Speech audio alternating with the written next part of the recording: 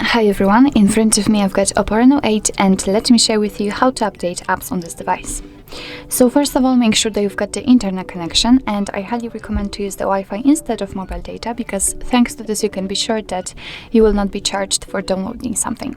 So then let's enter the Play Store. And here you will have to sign in, of course, if you're not signed in yet, and then just tap on the circle which is your account. Now let's tap on Manage Apps and Device, and what happened? Tap on Manage Apps and Device. Okay, and here we have to tap on Manage. As you can see right here, we've got the a list of all installed apps, and in order to check the updates, we have to tap on Updates Available. And as you can see right here, we've got the full list of available updates.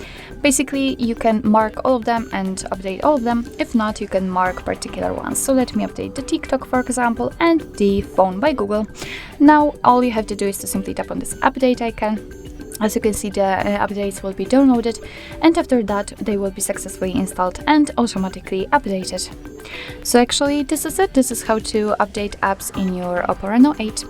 Thank you so much for watching. I hope that this video was helpful, and if it was, please hit the subscribe button and leave the thumbs up.